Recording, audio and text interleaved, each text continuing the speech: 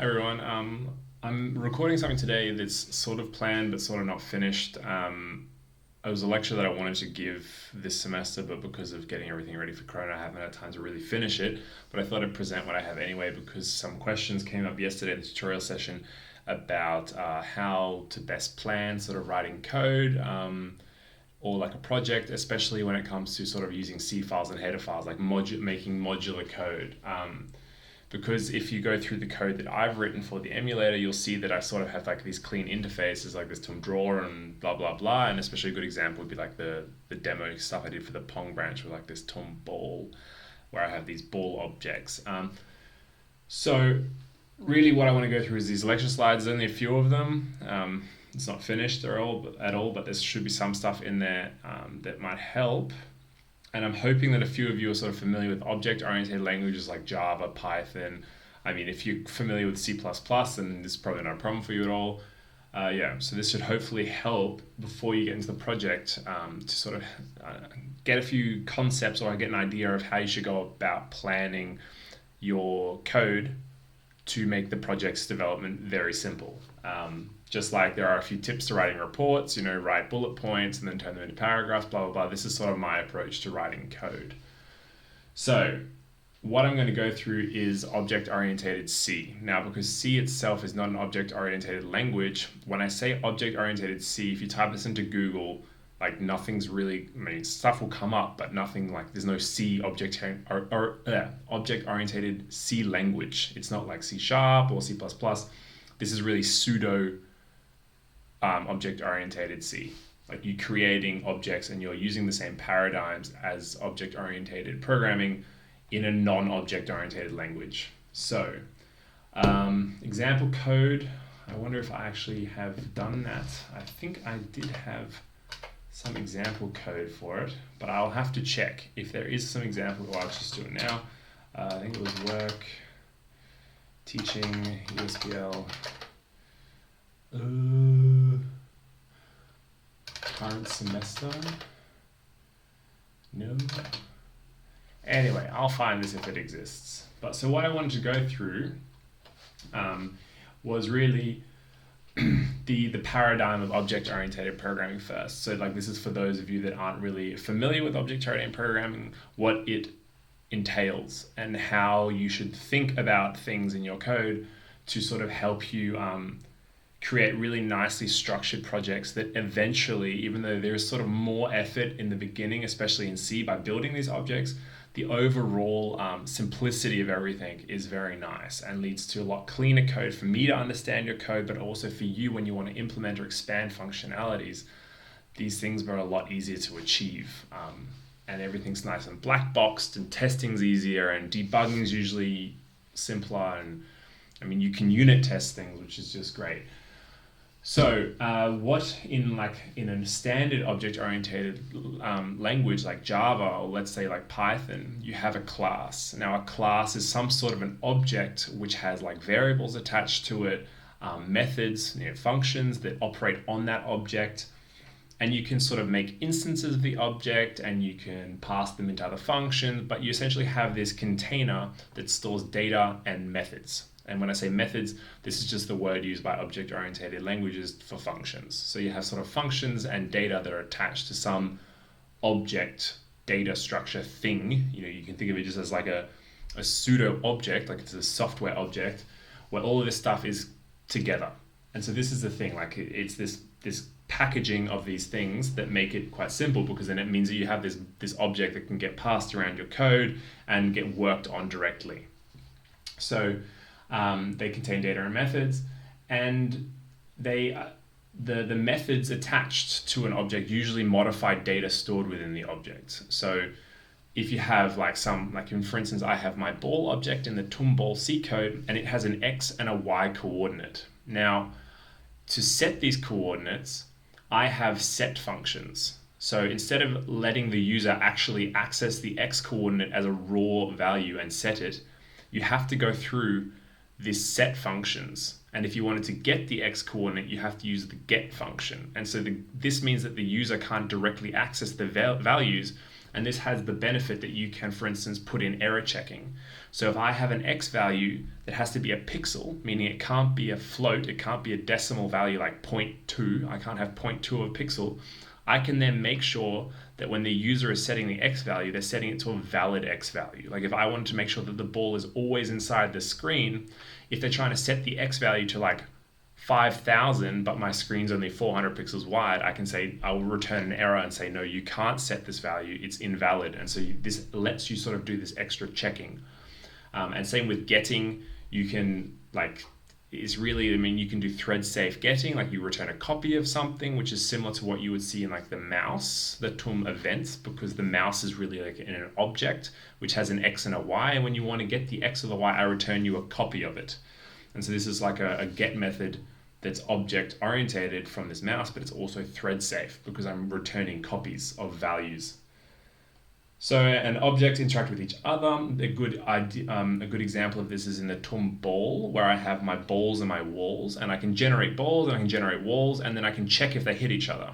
And this is very simple because I can say, check this ball against this wall, check this ball against this wall. And you say, for instance, the really basic collision in the Pong example, I have one ball object and I check it against every single wall object, which I have in a list, and say, have there been any collisions?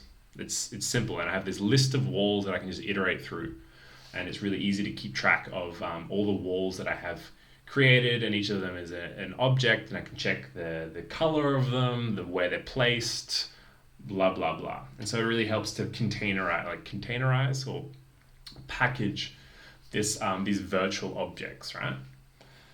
And the really this set and get sort of is this. This is really important in that you can create what I would like to call mini APIs, right? And so when you're dealing with my libraries that I've written for the emulator, like the draw and the events and whatnot, I've essentially chosen the functions to expose to you through the header, through like what I would call like a mini API. Like it's an API, but essentially it's just a selection of functions that I've chosen. Because if I open up a terminal and we'll go into here and we'll go into lib graphics and then look at TUM draw. Now if I open the C file, TUM draw, and if we look at all of the functions in this file, sorry, my computer really struggles when I'm recording.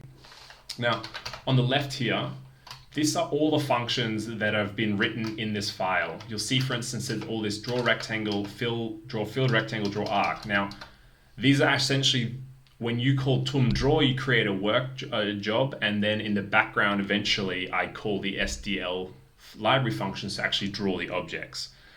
But if we look at the header file, so if I open the header file here below it, so shut the browser. Now down this bottom little terminal, we have a list of the functions that you'll find in the documentation. And essentially the only functions that have been exposed are the ones that are prefixed with TUM draw, right? Actually, this one's missing TUM draw, but TUM draw circle, TUM draw filled box. And so I've selected in my list here on the left, like if we look here, this is my API essentially, these functions here. But these ones at the top, these are actually hidden from you, because this way I'm restricting. I'm saying I don't want people to directly be able to call, draw filled rectangle, which in that moment draws using SDL's primitives, because this can lead to problems with the whole multi-threading thing and SDL being crap with multi-threading, right? So that by doing this, I've restricted what the user can call through my mini API. And so. Okay, so now we've got that. This might become a little more clear later because I will really go into depth about this and give some examples. So we don't need that anymore. So example languages, as I was mentioning, the big ones for you guys are probably like Python is something that you'll come across a lot in your studies. It's probably one of the only other languages I really use on a regular basis. I really like Python for quickly doing, well, let's say like slow code, but very easy to get running code. Okay, so possible problems with C. So now C is like an extremely flexible language, extremely powerful, and I mean, it's quite complex in comparison because the complexity comes from the complete freedom to do whatever you want, really. And so, but the problem is that because of this freedom, essentially, there's no real rules. I mean, like in Java and in Python, you create classes and the specific rules that the Python interpreter checks to make sure that you've not got invalid sort of object-orientated functionality, right? So we have to implement the functionality, or sort of like we create these object-oriented rules ourselves, and therefore it's up to the user or the programmer to sort of enforce them or to make sure that they're done properly. And it's the same thing with the sort of creation of objects. While I've created, like I'm creating these ball objects and have this set and get methods, there's nothing to stop you from actually accessing, for instance, the X value and setting it to some random float, which has a completely different memory structure, and it's going to create random behavior. I mean, there's no inherent checking in C to make sure that you're not doing this. And so this is a problem. So we have to really make sure that the user who's using the APIs understands how it's working and whatnot, right?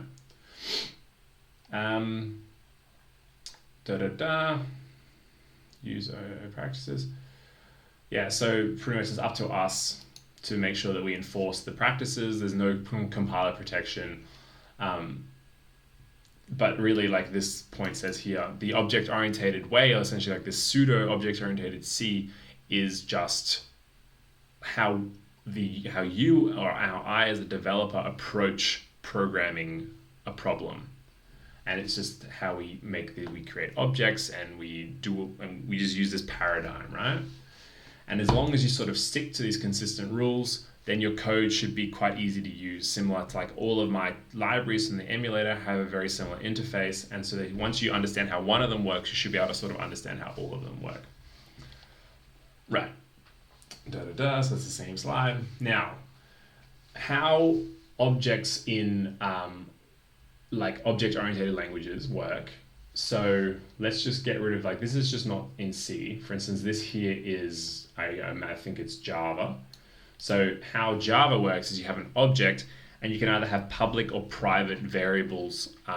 And what that means is that if it's public, it means that it can just be called, it can be accessed. So if I make the X coordinate of my ball public, this means that you can directly access this variable's value by just, dot whatever.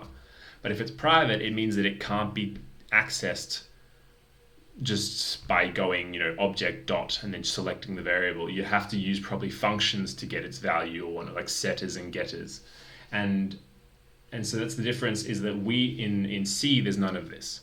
If you create a struct, some data object, everything is inherently public because you can just access, hey, object dot, whatever, or pointer, little arrow, whatever, right?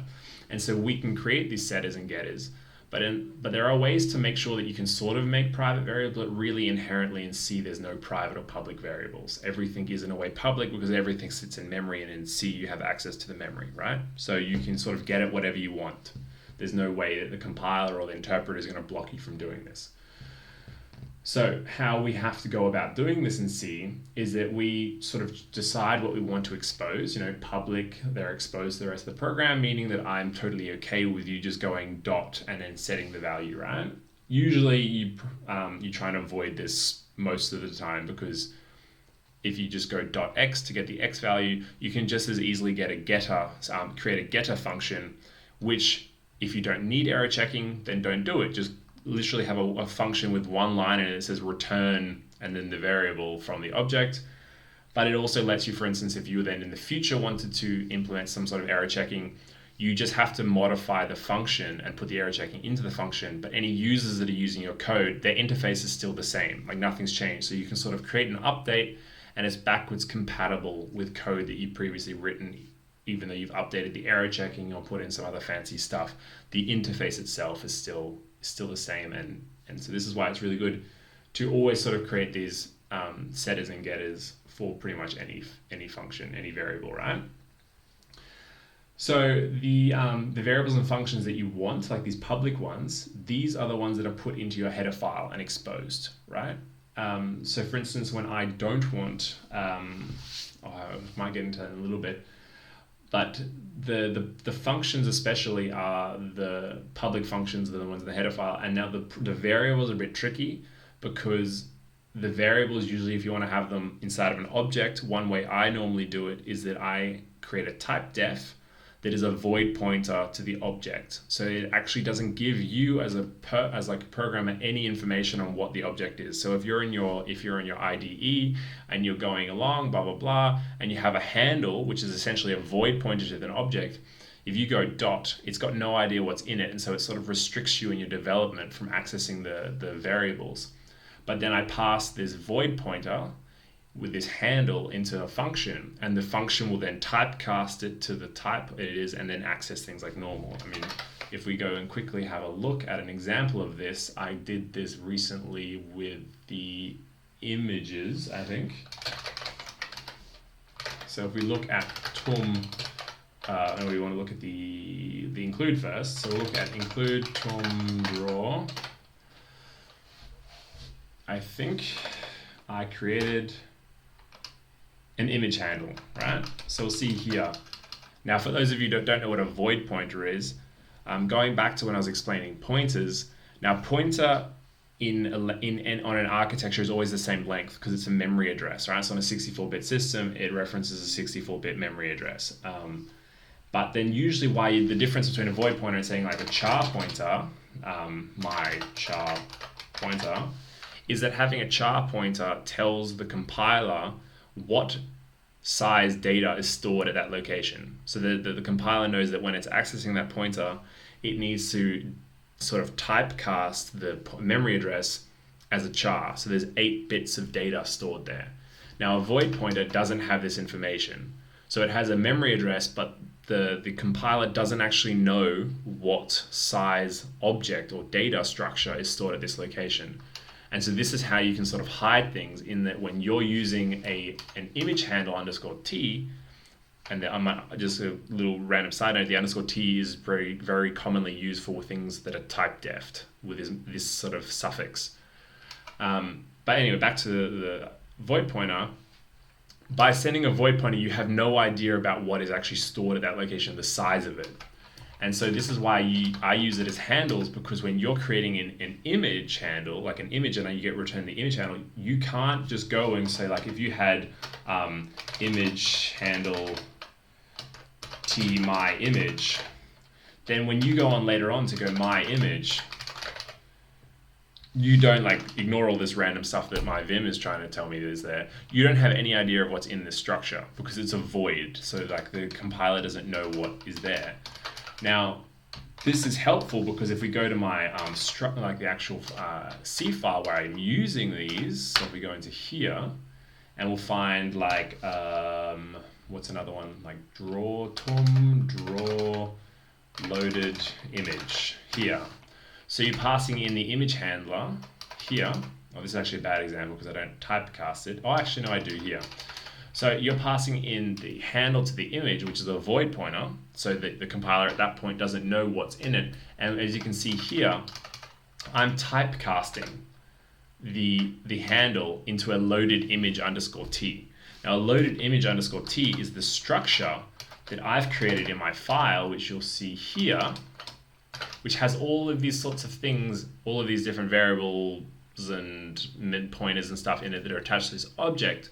But because I'm not exposing this to the user, I can control what the functionality is being done, and I hide this by giving you a handle to the object, which is a void pointer, which I then in my back end, like in my hidden private functions, I then typecast it to the object that it is and use the variables that I need to use. So this might be a bit complex for some of you, but this is the extreme of object-oriented C. We're probably, like in the examples I do in a minute, we won't get into this depth, but maybe this hopefully sort of give you a couple of ideas.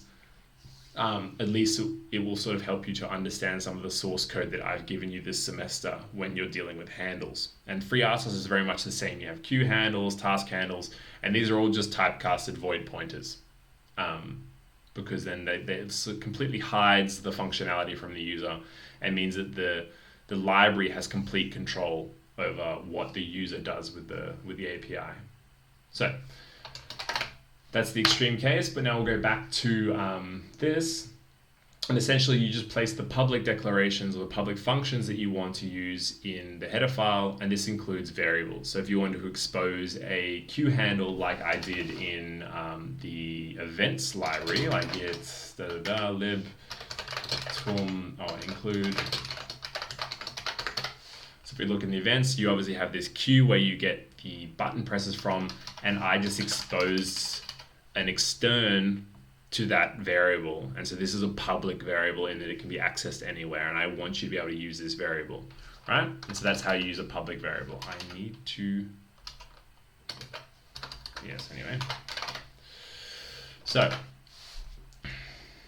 now header files, for those, hopefully you all know what header files are. I mean, you should. If you don't, then this course is going to be way too complex for you. But as I was mentioning in the Git tutorial, that these files are essentially, when they're pre-processed, they're copied and pasted into any way that you find it. So any way you find include stdio.h, the actual file on your computer, when it's pre-processed, the contents of the file is essentially copied and pasted onto that line.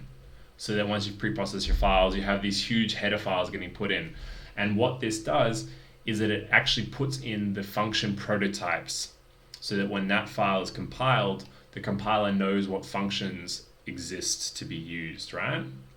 And so by doing that, when you put in your tumball.h, the C file knows that it can use these functions, there's these variables to be used, and these macros exist, right? And so this is sort of how your API is pasted around into other C files. Now, that being said, you can use like the system header files and then your own ones, and there's differences with like the notation. So there's like the bunny ear quotes. Now this is used for user-defined ones, and this, like on an actual compiler level, it just changes where the compiler looks, or in this case the linker, where it looks for, no, actually the compiler, the preprocessor, sorry, where the preprocessor looks for these files. The quotes one, it starts with sort of like the directories, like, in your source file folder, blah, blah, blah. And then these ones are the little square brackets. I mean, hopefully I know this correctly. This is not something that I really spend time reading up on. Then I'll start looking at your system's path, and the path is essentially the list of like system include directories. So if I echo my path, I have to go to bash first, echo path. This is essentially where my compiler or my preprocessors go to find files. Most notably will probably be in include somewhere. You have user local bin, user local sbin, default is some Java stuff, some Perl stuff, some Linux, some Android stuff. But this is my path. Like, this is where the default standard stuff comes from. I'm surprised that includes not there. Like, this is where you find all of the system headers and whatnot. But anyway, so now the thing with headers is that, and with APIs, you should try and include them as least often as possible. You only include them where you very much need them. So I find a very common practice for students is that they include they pretty much just include the files in the C files, the header files. They include it as much as they need. Now, if a C file needs a standard io.h, but the header file doesn't actually need it, then just put in the C file. You want to try and have the tightest includes possible, so that the include is for like the smallest scope, if you will. And hopefully this makes sense, because the problem is that if you have two header files that include each other, you can get sort of stuck in this preprocessor loop of like circular inclusion, which is where it's sort of like this constant loop of one pasting to the other into the other, and it leads to really random and hard to debug build errors. And it just means that essentially your code is a lot bigger than it needs to be, because you're sort of doing unnecessary includes, and it just leads to dirty code with like huge include like statements at the top of files and whatnot. So really, don't try and do like this blanket inclusion where you have like some sort of a header file which has all of your files in it and you just include that to every file. Really be very precise and picky on what files you include and where, right? So I think I'll stop this right here. Actually, well, I'll do the include example because then I want to start to go into some more examples where I'm just going to try and randomly think off the top of my head of some ways of demonstrating this process. Because I don't think I've really covered object-oriented stuff yet, but a lot of this stuff will be a lot more easily explained with examples. But quickly, before I leave them, we'll go into the include example. And so if we'll see here, this was that file, we have like the user-generated includes that we have. Then we have some sort of a define. And so what this can be used for, which is really useful, is that if you have sort of like, if you want to enable debugging, like your user-defined debugging functionality, so such as like verbose print messages, you can use defines to sort of enable extra functionality. So in this case, I'm using FreeRTOS, and so I want to include the cmsys.os.h, right? And so all I have to do is define FreeRTOS somewhere, and all of a sudden I've included all of these extra includes that I need. These are the system includes, as you can see by these guys here. And then this is structures, so this is not important anymore. But so these are the user ones that you've written because of the double quotes, which you can see, and these are the system ones. And then this is an include that's only included if somewhere FreeRTOS is defined, and this can also be passed into your build as a command line argument. So this is generally how FreeRTOS, or like how these things are done, is that in the generation of your make files, or when you're actually calling make, you'll pass in FreeRTOS as a build variable, which will enable these lines of code to be pre-processed and included into your final build, right? And so I think what I'm trying to do here, this was an example that I wrote for some, like using a screen, like a little screen or an embedded system. Now I wanted to have essentially a text, like a command line interface, meaning that these screens let you to draw pixels wherever you want, but I really wanted to have a structured screen with 2 lines of text and a flashing cursor at some location on those 2 screens. So I didn't let the user write random pixels. I essentially said, hey, I want you to be able to like move the cursor left or right 1 box. So like moving it like some set increment of pixels.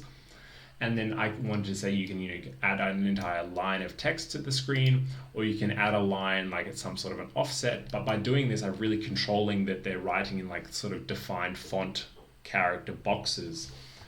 You can use the get to get the cursor X and Y. Now this won't be the pixel location, but will be some sort of like, let's say my screen is 12 characters wide, it'll be some sort of 1 or 0 to 11, some index of the actual character where the cursor is. And so this is an example of how you, even though you have a screen which has like all these pixels and stuff, I'm completely restricting the user to sort of interacting with the screen on like a character font box level, meaning that I don't have the user, I don't have to worry about the user drawing random pixel crap all over the screen, because they're only going to be able to draw characters at fixed location that I've defined, move the cursor left and right, and therefore I can probably check they don't move the cursor off the screen, blah, blah, blah. And so this example, this is my API that I've defined. And so when you go to this example, here, this will probably be this file. So these function prototypes are copied and pasted by the preprocessor into this line location. So that when I come down to here, to my dealing with my screen devices or whatever the C file contains, it already knows that these functions exist somewhere else in your file, in your code. And so when you come to linking your project, as you probably, hopefully have understood from the Git tutorial now, you won't get any linker errors, right? And in here, for instance, I've like no unnecessary includes. I didn't want the user, like in the screen.c, there'll be functions that actually draw pixels to the screen. But I have not wanted the user to be able to do this. So I have not included these functions in the header file because I don't want the user to have the possibility of calling these functions. And so they're no unnecessary functions, only what is really needed at a minimum to interact with this like module, right? This object that it creates. In this case, it's a screen. And so the variables in this case as well, like you can either define, there's 2 different ways of sort of dealing with object-oriented variables in C, one being where you create sort of like a struct that you then return, like, I have the ball, you call the API to get TUM ball, and it returns you an allocated struct with all the different variables set to whatever. But another way of dealing with variables is that inside of the C file, you actually have their variables defined as global variables. So if they're global variables, you have to be careful in multi-threaded programs that they're locked properly.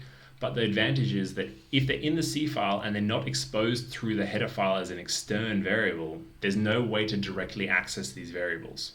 They're completely hidden from other files, and they can therefore only be interacted with through functions that you write and then allow the user to use.